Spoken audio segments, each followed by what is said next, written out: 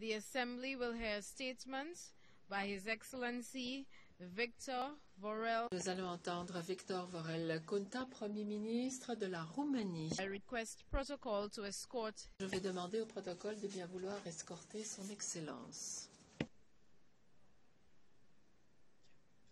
I have great pleasure. C'est un grand plaisir pour moi que de saluer le Premier ministre de la Roumanie, son Excellence Victor Vorel Kunta. Et je l'invite à prendre la parole devant l'Assemblée. Madam President, distinguished delegates, it is a great honor for me to address. Madame le Président, Mesdames, Messieurs les délégués, c'est un grand honneur pour moi que de prendre la parole aujourd'hui au nom de la délégation roumaine. Permettez-moi tout d'abord d'adresser mes félicitations à Sam Kutaisa à l'occasion de son élection au poste de président de la 69e session de l'Assemblée générale et de l'assurer du plein soutien de la délégation roumaine au moment où il exerce ses hautes responsabilités.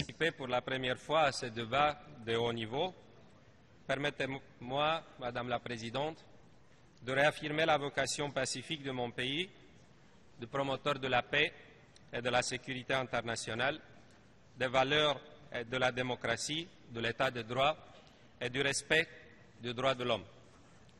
Le rapport du secrétaire général sur l'activité des Nations unies pour l'année passée confirme, une fois de plus, que la coopération des États membres, basée sur les principes des Nations unies et dans un esprit de solidarité, peut répondre aux défis actuels de nos peuples.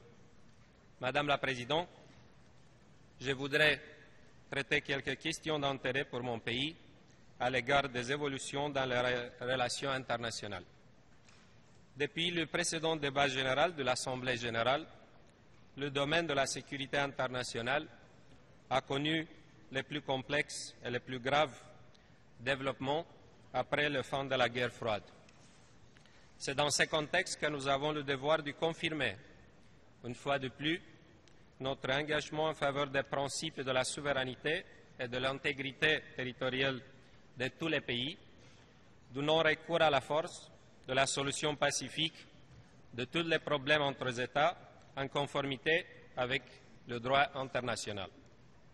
Madam President, one of the crises of Madame le Président, une des crises qui préoccupe le plus mon pays est la situation actuelle en Ukraine, étant donné son incidence sur la sécurité des pays de l'Europe de l'Est.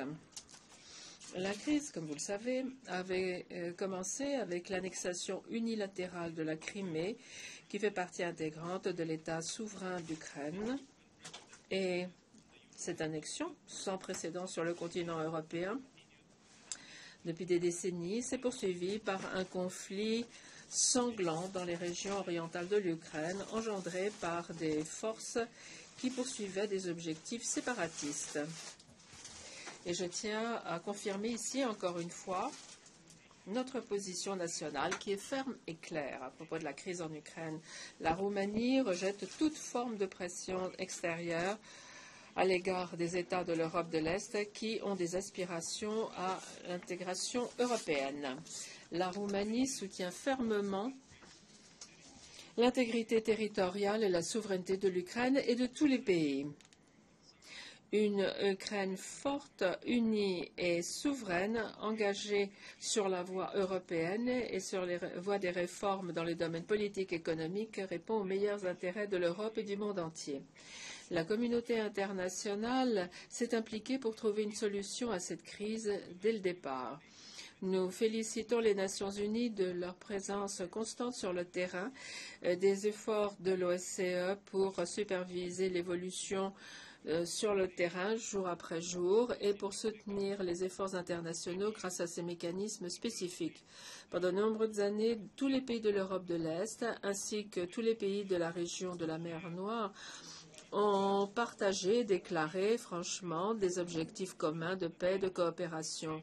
Mais l'instabilité et des préoccupations de sécurité graves comme le cas de l'Ukraine et de la Transnistrie, ainsi que de l'Ossétie, de l'Abkhazie et de Donetsk, continuent d'être des obstacles sur cette voie. Nous devons condamner l'agression, nous ne devons pas perdre foi en la primauté du droit international, nous ne devons pas perdre foi en les avantages de la coopération et nous devons nous efforcer pour faire en sorte que cette crise actuelle ne déborde pas. La région a toujours été un pont entre l'Europe et l'Asie centrale et en ce sens, nous avons une responsabilité historique d'accepter, de protéger, de préserver le potentiel considérable de coopération et de développement qui existe dans cette région de l'Europe. Madame le Président, à la croisée des chemins entre le Danube et la mer Noire, ainsi que l'Europe du Nord et les Balkans, la Roumanie est parfaitement consciente que la coopération régionale est la clé de la stabilité régionale, de la confiance et de la promotion des principes universels et des valeurs de la Charte des Nations Unies. Des initiatives communes dans le domaine de l'économie, de l'environnement, de l'infrastructure et de la coopération transfrontalière ont une incidence à long terme sur tous les pays de la région. En tant que membre de l'Union européenne, la Roumanie apporte une contribution active à la stratégie de l'Union européenne pour le Danube, à la synergie de la mer Noire et au processus de coopération européenne en Europe du Sud-Est. Nous nous félicitons de la solidarité exprimée par l'Union européenne et nos partenaires transatlantiques pour soutenir une voie viable pour la République de Moldova, de l'Ukraine, de la Géorgie, pour qu'elles puissent réaliser librement leurs aspirations européennes. Il y a 75 ans, sur la base du pacte célèbre Ribbentrop-Molotov, des partis de la Roumanie et d'autres États indépendants ont été démembrés. Et nous apprenons que l'histoire ne doit pas servir de prétexte à justifier des actions contre d'autres pays. Bien au contraire, notre réponse à toute tentative de revenir au passé est le soutien ferme en faveur d'un développement démocratique, du respect du choix démocratique de l'avenir et du respect du droit international. Je veux le déclarer très clairement au nom de mon pays en tant qu'expression de notre identité démocratique et de comportement responsable dans nos relations avec tous nos voisins. Et quand je parle également de l'avenir démocratique de la République de Moldova, de tous les pays de la région, également de l'Ukraine et de la Géorgie. Si nous pouvons tourner cette région de la mer Noire élargie en une région de paix, de stabilité, de prospérité, nous continuerons ainsi à aller dans la voie de notre coopération et nous exprimons notre soutien en faveur d'une région démocratique, sûre, stable et nous encourageons nos partenaires internationaux à accorder toute leur solidarité à l'Ukraine, la République de Moldova et la Géorgie. Ce qui nous préoccupe également, Madame le Président, est la multiplication des difficultés politiques, sécuritaires et stratégiques dans la région sud de l'Union européenne et au Moyen-Orient. La prolifération de mouvements islamistes radicaux et l'émergence de nouveaux groupes comme l'EIL entraînent une menace terroriste accrue. Il s'agit d'une nouvelle forme de terrorisme qui est une menace de déstabilisation de l'ensemble du Moyen-Orient et du monde. Et ce sont des menaces qui vont au-delà de l'Irak et de la Syrie, représentant donc un défi majeur à l'ordre international contre lequel tous les États doivent lutter. Nous devons être unis et lutter contre le terrorisme où qu'il se manifeste. Et je voudrais exprimer le ferme appui de mon pays à la nécessité de renforcer notre solidarité pour faire face à ce nouveau défi. Dans le domaine du développement, Madame, nous estimons que la session actuelle de l'Assemblée générale est essentielle pour la préparation du plan de développement de l'après 2015 qui va guider nos activités ces prochaines décennies. En tant que membre du groupe de travail à composition non limitée sur les objectifs de développement durable, la Roumanie a apporté sa contribution à ce processus très important conformément aux décisions adoptées par la conférence de Rio.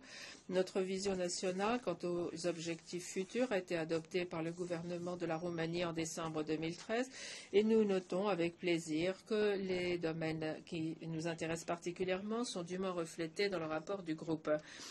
Le plan de développement pour l'avenir devra traiter de l'élimination de la pauvreté, du développement durable, de la gouvernance et de la primauté du droit, tout en assurant une plateforme à l'inclusion sociale et la réduction du chômage qui nous permettra ainsi de donner plus de confiance et d'espoir aux générations futures.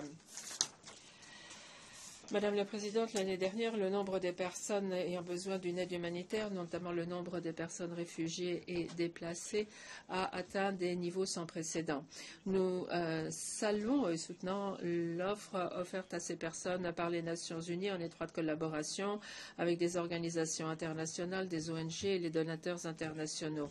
Malgré des ressources financières limitées, nous œuvrons pour contribuer au processus qui consiste à aider les réfugiés. À cet égard, je voudrais mentionner ici les activités du Centre de transit d'urgence de Timișoara en Roumanie, créé par le gouvernement roumain, le Haut-Commissaire pour les réfugiés des Nations Unies et l'Organisation internationale des migrations. Le centre, qui est le premier de son type dans le monde, s'est avéré un mécanisme utile qui offre la sécurité à des personnes qui ont d'urgence besoin de protection internationale. Et c'est donc ainsi une expression pratique de la notion de sécurité humaine. Cette contribution reflète le comportement responsable qui a toujours été celui de la Roumanie quand il s'agit de relever des défis mondiaux. Nous continuerons de contribuer aux efforts internationaux avec le même dévouement, le même sentiment de responsabilité, comme nos soldats et nos experts civils l'ont déjà fait dans plusieurs régions comme l'Irak, l'Afghanistan, le Kosovo ou d'autres régions en Afrique. L'année 2014 a une résonance particulière pour les Roumains et on nous rapproche de notre centenaire national qu'on va célébrer en 2018. En 1989, les Roumains ont choisi la démocratie, le respect des droits de l'homme et des libertés fondamentales. Nous avons rencontré des difficultés, mais notre détermination nous a menés à une transition réussie. Pour conclure, Madame la Présidente, je voudrais réitérer notre engagement ferme et constant envers l'Organisation des Nations Unies, la Charte et les valeurs et principes qui encadrent son fonctionnement. La Roumanie continuera à défendre le droit international et le principe de la résolution pacifique du conflit, tout en promouvant les droits de l'homme dans le but de réaliser la prospérité pour tous. Je vous remercie de votre attention.